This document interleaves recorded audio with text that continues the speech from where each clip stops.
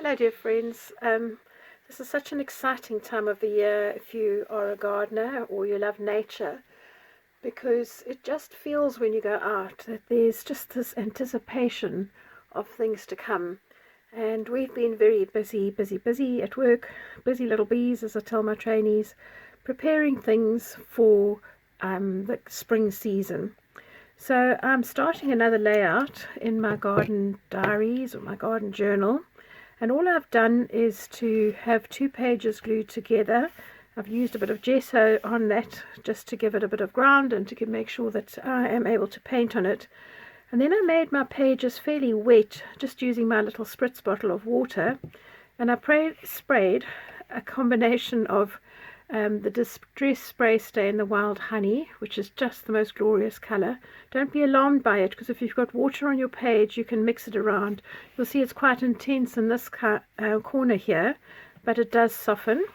Then I used Speckled Egg, which is quite a nice sort of soft bluey colour, and that mixes nicely. And just remember that a yellow and a blue will start to make greens, which is why we've picked those up. And then I've used this other one called Lost Shadow. Now this is an oxide spray, and the oxide sprays all have white in it. You can see the residue here. White pigment is quite heavy, so you need to give it a good shake, but I use that just to subdue some of the colors.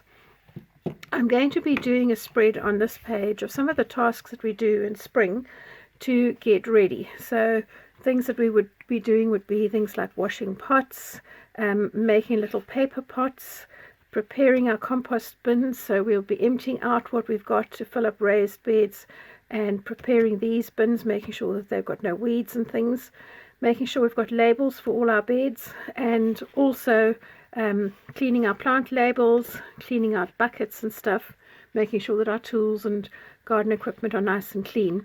So the next thing that I'm going to do is to move on to this, just to do a little bit of the watercolor finish on there. And I'm just doing them very loose, very plain, very simple, and I hope you won't be intimidated by this. So this is just a box set of the Winsor & Newton watercolors. They are the little half pans, which are very nice to use. You could use tubes. It doesn't have to be this. You could actually use any kind of watercolors. You've got a whole range of them available to you right now. So to loosely begin with, I'm just going to start off with one of these little paper pots. So newspaper is pretty much sort of a grey browny colour, if you want a better description. So I'm going to use my spritz bottle to put a bit of water on my ultramarine and my Payne's grey, and then I'm going to start with my lighter colour fairly wet. So I've got quite a lot of water on here, as you can see, and I'm just going to use my brush just to edge this design and push it towards the side. I want to leave a little bit of white here just to indicate that there is an opening in this little packet. And one of the things when you do watercolors is don't always lose all your lights. So I'm just using my brush now just to blend this in. You can add more color if you want to. I'm not looking for particularly strong colors. I'm not looking for a really beautiful painting. Those will be for bigger projects on another day. So lightly putting color in. Remember, if you paint with watercolor, it does tend to fade. So I'm going to set that aside now. I also like to just spritz a bit of water into one of these wells. So if I do want to add a very soft color in, like around this edge, just to indicate the edge of this little newspaper planter, I'll do it. So we have a tool at work which is a wooden shape like that, and it has a little base, and we roll newspaper up on it, and we use the base to push it to make the end. And we use those newspaper planters quite extensively because they are really nice and biodegradable, and by growing the seedlings in them we can actually just plant that whole pot straight into the ground, and it's very eco-friendly. I've done some buckets here, but I feel I would like to have a little bit more accent in the darker shadow side.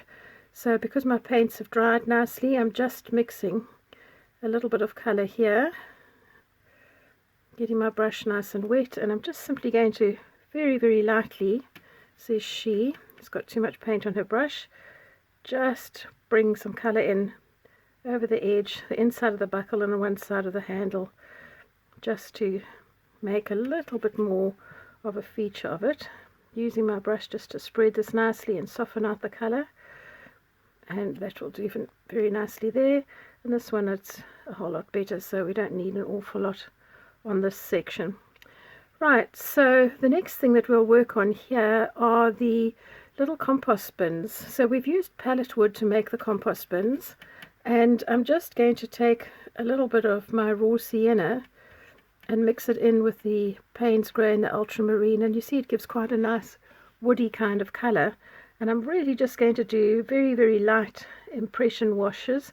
My intention is to come back in here with my pen and ink just to create the details. So I'm not looking for a lot of detail here, I'm just really looking for a little bit of colour just to give a feel. We used almost like a U shape of pallets to create our compost bins. We've got 9 pallets that run like that, so we've got 9 bays for want of a better description. And then we've got, so if we've got a bay at the back like that, and then we've got a pallet that stands this way and this way, and then the next pallet joins on here and one down here, and that's how we've created them. We've made a slatted wood front so that the compost and stuff stays inside the framework, and they really do work very well, because as we're working on them we just take the slats out and we are able to pop them in. The front of the bins we have painted a green colour so that obviously it fits in nicely with the actual surroundings that we're in. I think I'll just use this green, which is more sort of like an earthy green, just mix it in there, that'll be fine. That's more or less the colour of what it is as it is. So we've got our posts in the front, and remember we've got 2 ends of the palette side by side. We've got one there and another one here, and I'll draw that detail in a little bit later, but I just really want a light colour. And then we've taken bark chippings to put at the bottom, quite a thick layer. We did about a 10 centimetre layer of bark so that we could actually be certain that we would kill off any weeds that were underneath. And then on top of that we laid down cardboard. So all the things that we get at work, like Amazon boxes and shredded paper and stuff like that, we use that in our compost bins, and it's amazing when I show the trainees just what we've put in there and how it's been transformed into just something so wonderful. We cleared out a couple of compost bins the other day and we just had fistfuls of earthworms, which I was very delighted to say one of my trainees, who is not a local, he was so excited about the compost and the soil, and I thought, yes, man of my own heart, you understand what this is all about, because not everybody is passionate about worms, but they are such an integral part of what you're doing if you are actually doing gardening. Make sure that you are able to keep as much of your costs down, and by having your own compost bin you are certainly able to do that. So that's a rough structure of that. I'll come in once this is dry and I will do a little bit of detail with my pen. I love working with pen and ink, and I work with a pen that does bleed slightly, so if I add a bit of water to it I can. Then we had a very large raised, well, not a raised bed, we had a very large bed. It was enormous and it was so unwieldy that we've actually over the winter covered it with membranes, having weeded it, and now we have made these smaller planters, which we're going to use a method called square foot gardening in them, and that means that each of the areas that we had with these, which were large, we had 2 of these very large areas, they're going to be divided up into smaller growing beds, and they're sort of squares, really nice because you can reach into the center of all of these beds at all times. And for some of my trainees who are less agile, it's going to be a great benefit, because it doesn't mean that it's of any risk to them. We've painted them black because that's going to really make whatever we plant in there pop, and they just really look great. They're right at the entrance to our area, and sometimes organizations come around to see what we're doing, and this would be a nice display to show them. So very lightly again, I'm just putting in some color, and I will come in with my pen when this is all dry just to draw in some of the detail. So if you are not artistic, or you feel that you can't draw, then do yourself a favor, just Google things like garden sketches for raised beds, or vectors for raised beds, or black and white colouring pictures, and any of those things you can actually use as a means to get your basic design and be able to just use something to trace with. We can all trace, and so don't be intimidated by what you feel is an inability. My personal feeling is we can all draw, but as adults we've just become, I think, quite nervous of what we've learned in life about all the things we can't do, and I think we forget that we just need to let our inhibitions down a little bit.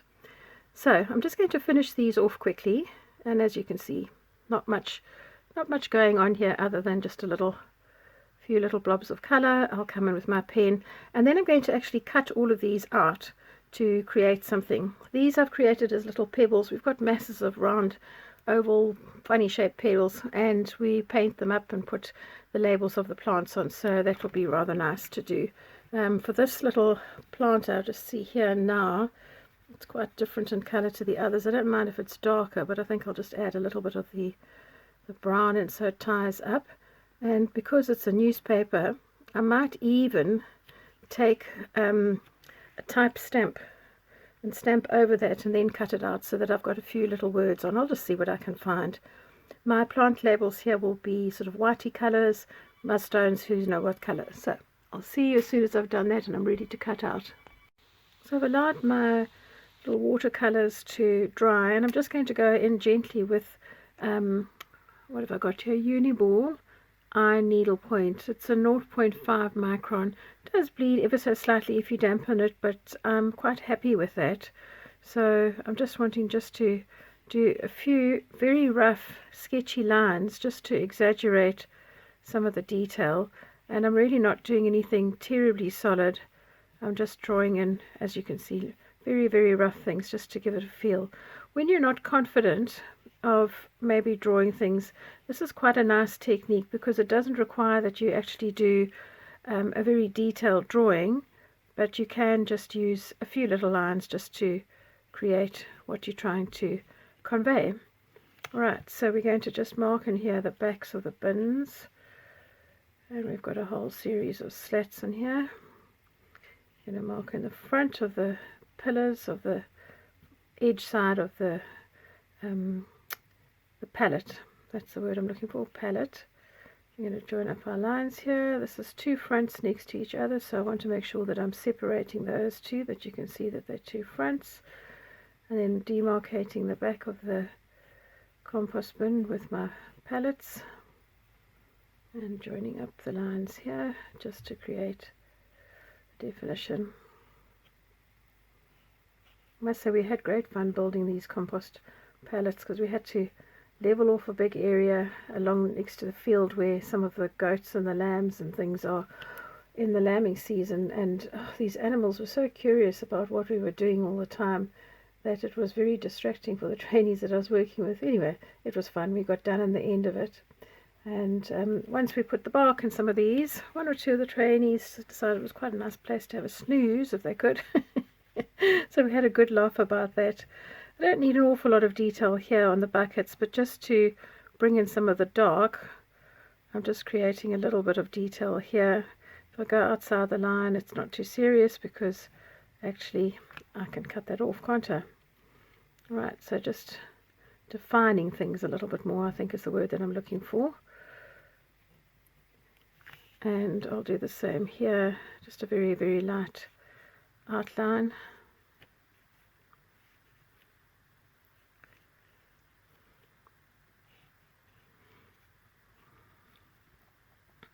This is a little hook for hanging. There we go. So I'm going to continue going around all these, and then I'm going to cut them out, and I will see you once I've done that. I will, I think, print a little bit of text on here if I can find something that's really fine, and then I'll show you once I start cutting out.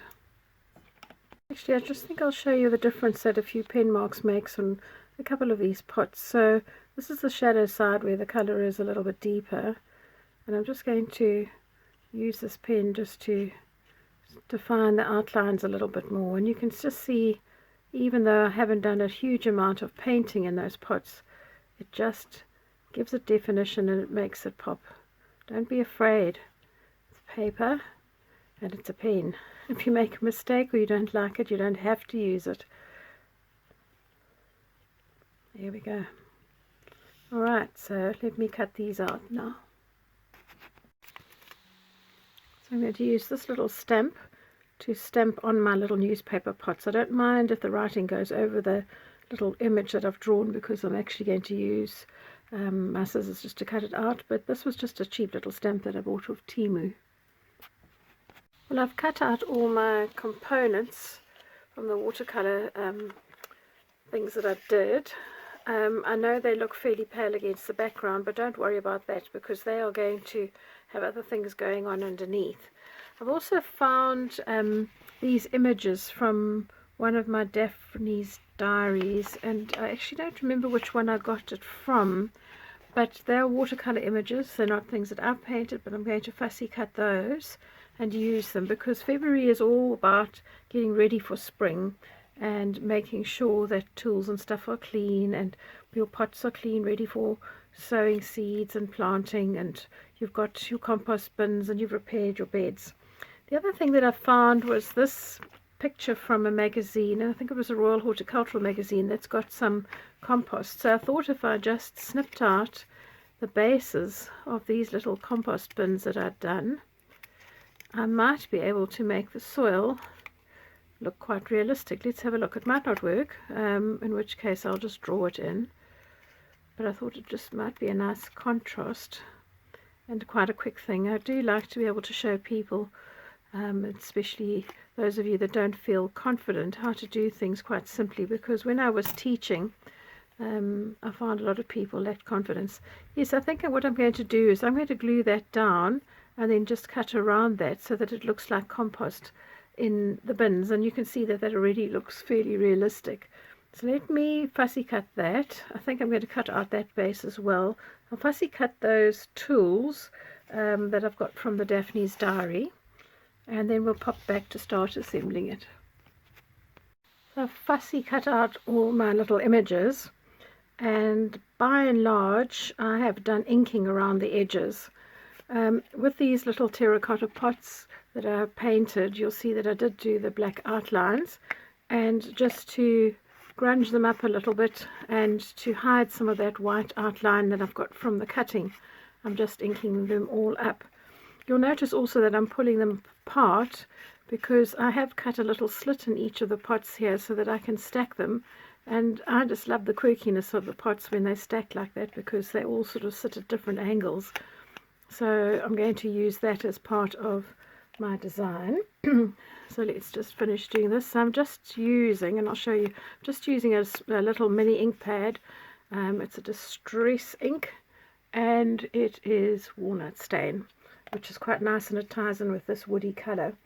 Now I found this picture of a shed wall in a magazine, and I've cut it out, and I'll show you just now what I'm going to do with it. So I've inked up those little pots.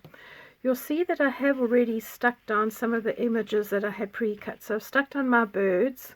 They were quite delicate and I was a bit nervous about tearing them. I showed you the compost bin with a picture of the compost that I'd found, and I think that that's actually come out quite nicely, and so is this little raised bed.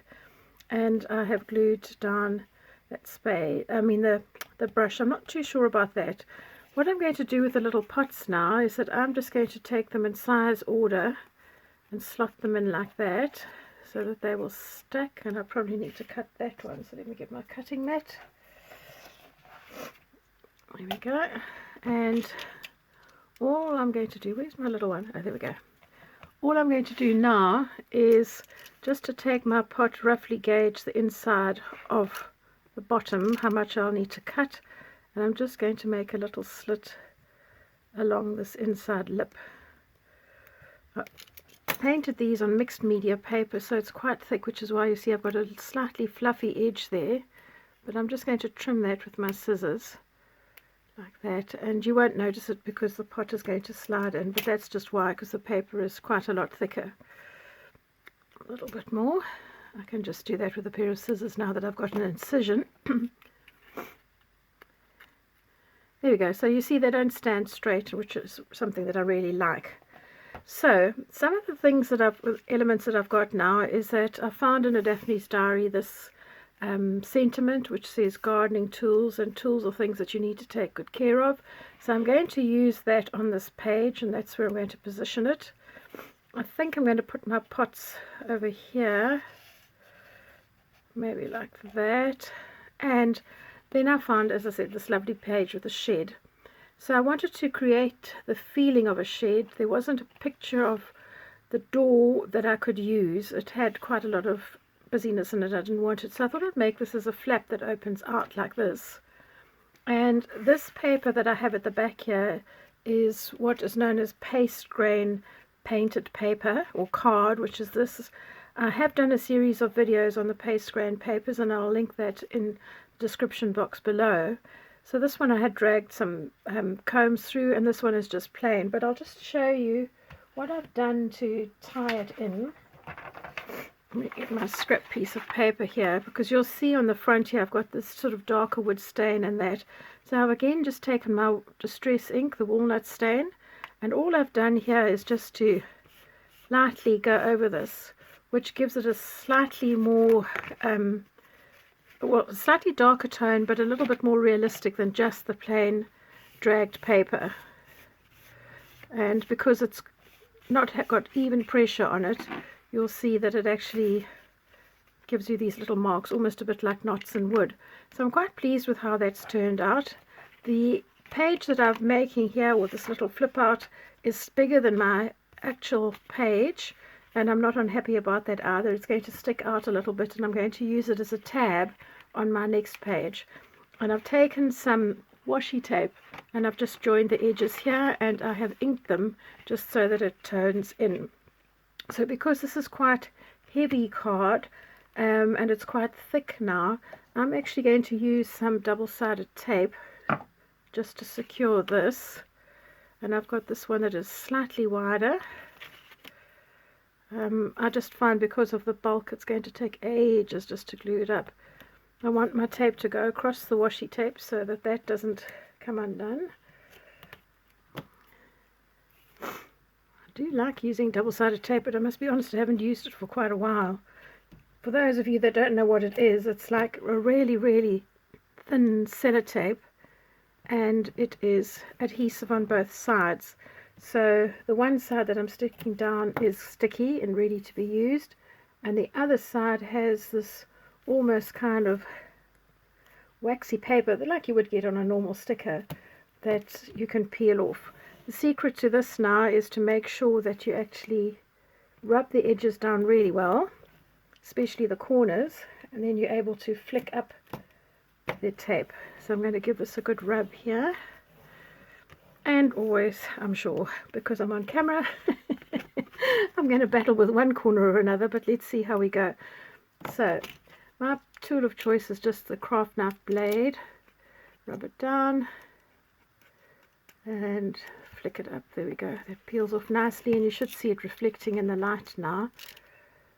And this would save me a lot of effort in having to try and either use a glue stick or something like an Elmer's glue to secure this. So I do use a combination of adhesives when I'm working, just depending on what it is that I'm gluing down. I think one day I must actually do a video of all the different kinds of adhesives that I use, and a comparison between the two of them, and what one is good for and why one's good for a certain project and not another, but yet it's brilliant for something else. Okay, so I want my little shed now to feel as though it's grounded, so I'm going to stick this right at the bottom of my page like that. And with the double-sided tape, all you need to do is press it down. Now, I have put the tape right to the end on this one, and it was a deliberate move on my part. I have a piece of this brown paper, this paste grain paper, and I'm just going to use that sticky double-sided adhesive there to cover the back of that so I don't have a piece of white. And now I've got a little tab there which actually has some background colour, so I'm quite happy to have that. The next thing I'm going to do is secure my sentiment down, and again I'm going to use some double-sided tape because it's quick to do. I've just dropped that on the floor. Okay, can't blame a puppy or something like that for this. So I think 2 strips will do me here. I don't know how your week's been, but we've had a really busy week at work. It's been lovely. We've been making some I would say they're sort of like mini raised beds, and we're going to be using them as hot beds, and some as cold frames. So a hot bed is basically a small bed like that. We then put some homemade compost in the bottom, and then a thick layer of grass clippings on top. And once you put your seed trays on there and cover it with thick polytunnel plastic, it heats up really nicely, so it acts as a hotbed for your little plants that you're growing. And we've had great success with that in the past, so now we're going to just do some more of that. I think I'm going to put my pots here, yeah, over here. So for this, I've got these little tabs underneath, and I think I'm just going to use Elmer's glue for this. Put a little bit on the back of the tabs. I don't need an awful lot. Let me get a bottle that's got a bit more in, and then I'm not going to battle. I think I've got a whole drawer of different glues, which is lovely. Right, so I don't need an awful lot. I'm just putting that on there so that that will flatten down, making sure that I've got a little bit of an irregular pattern. So, and the next one. And then I'm going to just glue over the back of this so that I can actually secure it to my page. So let's do that now. Like that. There we go. That should do the trick. There's my quirky little pots. Clean up any bits of glue seepage, because you might have some of those. And then for the inside here of my little shed, I've got a little bucket that I painted, and again I want to put that inside a larger trug. So I'm going to just put a small amount of glue here to secure that, but I'd also like to put this little trowel that I've painted, so I'm just going to put a little bit of glue on this just to hold it. And I'm only really doing the handle part because the rest of it's going to stick out of the bucket like that. And then I'm just going to put some glue on the back of this. So cleaning tools, removing rust, and making sure that your equipment is in ship shape is something that we've been spending a lot of time doing in January and in parts of February while the weather's been cold. Building these cold frames, building hot beds, and we just started sowing some seeds. So I'm going to, just because this is a little bit thicker, the paper, I'm going to leave that exposed and open for a bit just to dry, and then I'll just come and finish off the page. Well, I have kind of steamed ahead a little bit with gluing things down, simply because it's getting late and I want to edit this video quickly and post it so that you guys can watch it.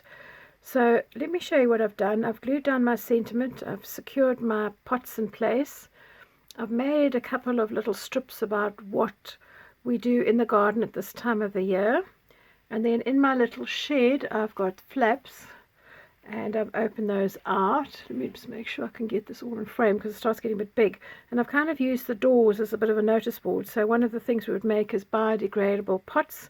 Just taken some white card and distressed it with some of my walnut ink. And then I have got things to do: clean plant labels, wash pots, clean and oil tools, remove compost and sift if necessary, feed and water for the birds, grow green manure for raised bed nutrition. So we grew forage peas in our raised beds, and we dig that back into the soil because it puts lots of nitrogen in. So those are some of the chores that one would actually do. You can also soften this distress ink here just by spritzing with a bit of water, and that will make the colours move a little bit. So that is pretty much what I've done up here to give you that soft look. But there are a couple of areas here where I just feel that maybe we need to have something as a link, just to make things look as though they belong together. So I'm going to glue down that pot there, and I'm going to just use some Elmer's glue for that, just so that it just flows a little bit better, makes your eye happy.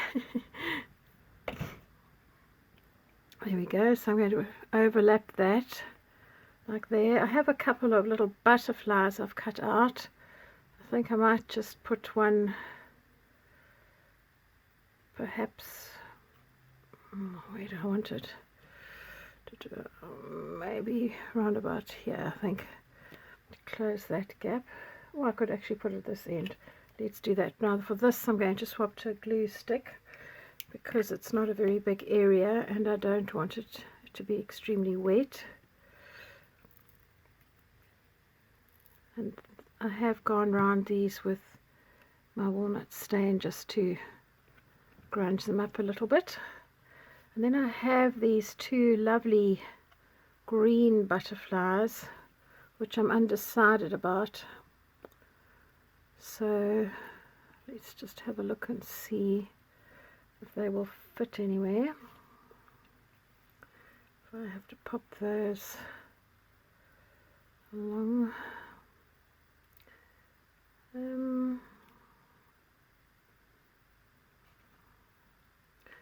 Not sure, actually the big one's going to be too big there. I think I'll do that and leave the other one. Okay, so I'm just going to glue this one down. I can always add if I change my mind, but for now I think that's all I'm going to do. And then I'm going to bid you adieu so I can rush off and edit this. And I've got some lovely page designs coming up. I'm going to show you how to use some of the things that are common garden nuisances like stinging nettles and stuff to your advantage, to make all sorts of things, from fertilizers, how to use them in medicinal uses, how to make teas with them, how to make a soup. Then I've got some things that we're going to make for birds, like bird feeders. I'm going to show you how to do that. I'm going to be discussing with you some of the seeds and things that we're planting at the moment, how they're getting on, the progress. And I'm also going to be talking to you a little bit more about making herbal teas and all things plant related. So for now, just because that's a little bit wet still, I'm just going to pop my scissors there and say thank you for joining me, and I look forward to seeing you with the next episode of the Garden Diaries. Bye for now.